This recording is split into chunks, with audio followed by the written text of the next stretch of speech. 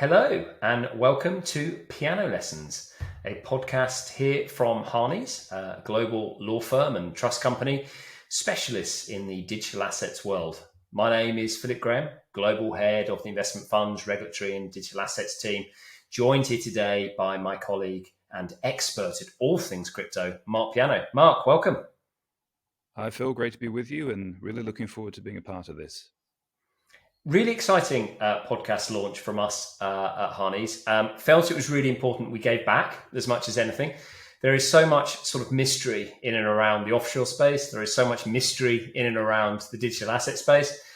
We want to try and solve both of them, two birds, one stone, and we'll give it our best every week to try and bring some insight into what might be going on. It's really important to us to sort of break this into sections because I think when looking at how these podcasts are structured, we want to try and hear as much from you as you do want to hear from us. And so please do give us as much feedback as you can. Please pass on questions that Marc, clearly not me, will answer. And we can develop week by week, hopefully, a relationship with you as listeners that means that you're getting as much from it as we are. Now, the first section for us to look at, we're describing as a piano recital. No groans, please. There's going to be more of this, in which we sort of look at reciting some of the sort of current topics that are going on in the digital asset space. Marc, this is always an unbelievable list. And obviously for our first one, we could touch on a million things. We could look at the crypto price, and maybe we will a little bit later when we get to the questions. We could look at digital asset regulation in California. We could look at NFT marketplaces not honoring their contracts with their artists. There was a bank, I think it's Huntington Valley Bank, recently gave a loan facility to the MakerDAO. We've got Tornado, we've got Celsius, we've got Voyager, we've got Three Arrows Cap. We've got Singapore and Dubai regulators coming out with new comments all the time. There was even a comment, I think, in the Wall Street Journal about Tether potentially going into insolvency. Mark, it's an unbelievable amount going on. But for our first one, as two crypto lawyers, lawyer to lawyer, there was obviously a very interesting story about Avalanche and a crypto lawyer that was involved in that matter. Interested in your take. Appreciate this is a tricky one to start with, but interested in your take on everything that's going on there. It's certainly a tricky one. I think we have to be very careful in making any kind of comments at this stage, particularly because this is a very recent series of events that are unfolding. But for those who haven't been looking at this, a relatively new website called CryptoLeaks put up a significant amount of what they described as leaked footage, which a particular news outlet verified as being authentic, from a lawyer who allegedly did a deal with Avalanche, which is a very large blockchain service. And as part of that, they engaged in class action lawsuits against a wide range of other participants in the crypto space, ranging from Tether, Bitfinex, Binance, and a range of other providers. So what we've got is a situation where the allegation is that the law was weaponized effectively to take down competitors. Now, this is an emerging story, and there's updates on a fairly regular basis. The most recent development was the lawyer involved has filed an order with the court in a range of lawsuits, but not all of them, interestingly enough, to withdraw as counsel. Now, we don't know why. We only are seeing this played out through certain media sources and commentary on Twitter through people either involved in the space or in some cases were involved in the companies which were counterparties to the lawsuits. But I think it's worth bearing in mind with most stories in the crypto space, you have to watch things unfold before jumping to conclusions. There's a lot of people watching this very, very closely, not just this particular story, but the space generally. And these range from governments, regulators, participants, some very, very, I like to call them sleuths. They're investigative and they look at things in a lot of detail.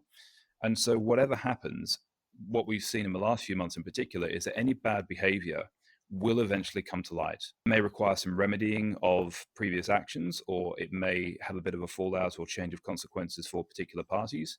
But this behavior, if the allegations are true, will come to light and action will be taken. So I think it shows that you can't really get away with anything in this space, not for very long anyway, but also shows that as a story emerges, people will have their takes, but really as more detail comes out, that's when we see what the big picture is.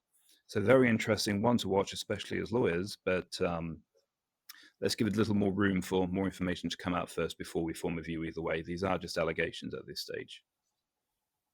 Very subtly put. I mean, it's fascinating talking to our sort of litigation dispute resolution team, who are obviously heavily involved in this space as well. And one part there they love around the asset tracing world is how many of the sleuths, as you describe, are out there.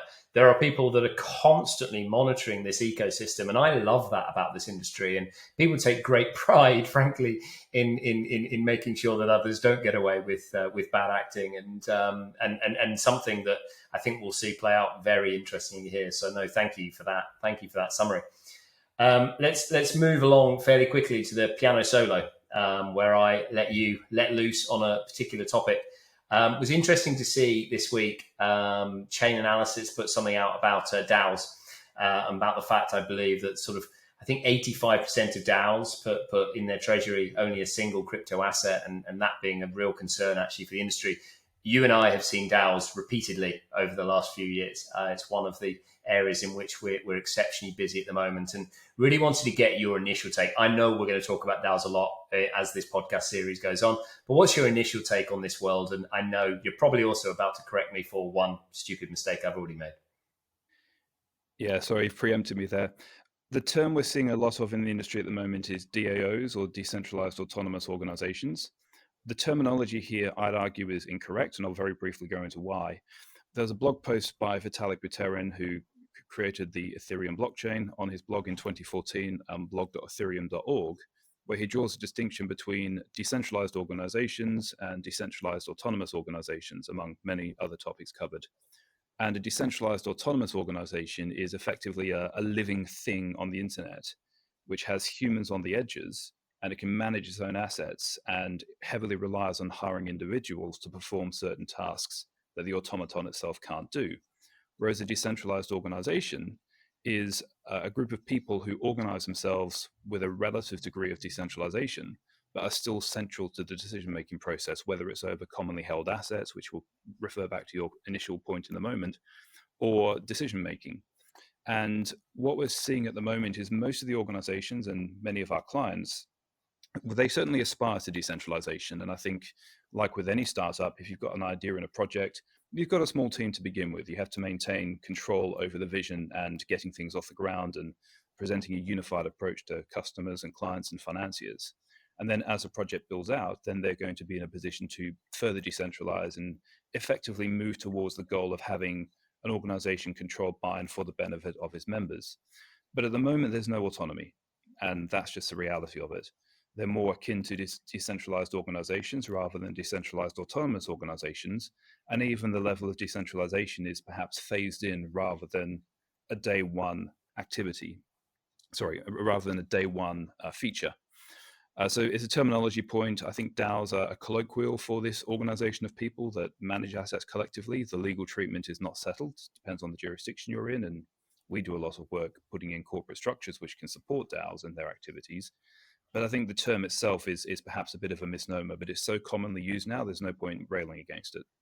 Anyway, going back to your chain analysis point, yes, it is an issue. And investment funds, which are regulated, and other financial services providers are required to have protection against this sort of thing. And at the moment, these organizations do not have those requirements. There's an emerging school of thought and series of developments in terms of how these organizations govern themselves internally and how they come up with these policies, if any. So we may see this be acknowledged and dealt with in certain ways. It might be policy, not necessarily in terms of a third-party insurance provider, but a capital insurance, self-insurance approach. We don't know yet, but I think it's with a space that's emerging so quickly and with so many participants really trying to work together to find the best way forward for their particular configuration, we will see this become an issue in some cases, not be so much of an issue in other cases, but it does help to have this information out there to start a discussion and to bring people who are interested in the advancement of this space to come together and put ideas forward. So I think we're getting there, and these are issues which very, very smart people are aware of and working on, but it's also inherent to the nature of these decentralized organizations themselves that they have to agree that this is a problem and that they want to resolve it, and if so, how to resolve it. So it'll be interesting to see how it develops, but I do think it's an issue that's on many organizations' radar. Completely agree, but there's no disputing the popularity of these projects at the moment, and the complexity that then comes into the analysis when looking at them. We on the offshore side clearly, have a role to play, but we're not the only ones. And when you get into it and you get into the tax analysis, you get into the regulatory analysis, you get into the structuring analysis, including IP rights and everything that comes with the secret sauce that makes these projects hopefully hum. It's fascinating to see the interplay between all the players, and I think what's really important, as you say, is the phraseology for me. You have to get started, and a lot of these projects feel like a chicken and egg conversation. You have to get started in some form of way with absolutely a vision of hopefully where you can get to, but practically it will often mean that freely, certainly the A goes out, and I'm not completely convinced by the D, and it's not really an O. So ignoring the acronym for now, there is a lot of interest in this Maybe area. we call them ADOs, aspiring decentralized organizations. Beautiful. Let's see if that catches on. Final section we have for you is the piano tuner. That's where Marc tunes in to his listeners, and addresses a question each week that is raised. This one this week has come internally from our team at Harney's, purely because we haven't gone out to market yet, but it's an interesting one, and one that you'll probably see coming a mile off, Marc. I mean, we've been involved in this space since 2015. We've launched over 250 digital asset sort of focused funds. We did the world's largest ICO back in 2017, which we talk a lot less about these days. We've walked through 2 crypto winters. Arguably, you're now seeing a third. Arguably, you're now seeing a lot of commentators say that the price points are struggling. We may see even further sort of shakes. We have Bitcoin in and around 20 at the moment, and not quite sure where it's going. You have ETH doing all kinds of interesting things with the merge, and I know we'll talk about that coming up in a further podcast. But why are we so busy? And we get this internally all the time. You and I absolutely frantic on a daily basis, but yet the price point is where it is when you look at sort of the crypto markets. What are people doing? I think they're getting on with it. We have, as you said before, seen 2 crypto winters previously. We're seeing now a downturn, at least in external market focus on particular prices of particular assets. What we're seeing this time that appears to be different is builders who are focusing on a genuine innovative offering, something which has a sustainable business model behind it, and they want to get on and build it and deploy it. And this is not a short-term or intermediate-term cash grab. This is an adoption of the technology with a genuine use case, or there's a gap in the market or a niche to fill, and they're presenting a case which is attracting financing. Okay, but potentially at slightly lower values than a few months ago. But there's a realization now, which I think was less certain in the previous crypto winters, that this technology is here to stay. It has genuine benefits and potential and application. And people who are building in this space are able to do so without fear of being subject to a complete lack of interest or abandonment as soon as the price drops again. I think in previous crypto winters, some people had uncertainty as to the future of the sector, whether these digital assets really had anything beyond their speculative value. But I think we're seeing now institutional adoption of the asset class. We're seeing the technology being adopted for real world use cases. We're seeing some of the potential environmental benefits being adopted. In some cases, these are byproducts of the process itself. And decentralized organizations, or DAOs, as they're colloquially called, they're continuing to form. We've had a wave of instructions in the last few weeks. We're continuing to build with our existing clients we've already launched these structures for, and they're on to the next phase of their projects. So I think separate to the price point of some of the more, shall we say, headline crypto assets, behind the scenes, it's quietly thriving. Crypto funds are still spinning up. We're still getting instructed on those. The corporate structures are becoming ever more complicated in terms of how they're structured and what they do, and the activities and what you can and can't do with a foundation company, executing on governance proposals, very large fundraising still, not necessarily the Wild West ICO days in terms of the sheer speed of it, but certainly capital from, in some cases, retail investors, in some cases, private, in some cases, funds and institutions who do see a long-term industry here. And I think that is going to drive continued adoption, continued building, and a market that's approaching maturity to an extent amidst a much more varied regulatory landscape than we saw a few years ago with the BVI, for example, and we'll be putting out an article on this later this week, published amended AML regulations, which brought certain virtual asset service providers within the BVI anti-money laundering requirements. It's the same in the Cayman Islands, same in other jurisdictions. The BVI will be implementing its own virtual asset laws separate to the AML regulations at some point this year or early next. Cayman has the same, and other jurisdictions have the same. There's a delicate needle to be threaded amongst lots of different laws and regulations, as you touched on before, tax advice, accounting advice.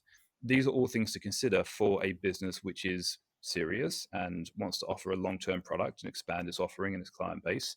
This is no longer a case of throwing up a website and a rough idea and earning lots of money anymore. This is building businesses with solutions that really do meet a need. And so we're seeing a development there. We're seeing a commitment from very serious players, not just on the financial side, but also in the technological and infrastructure side.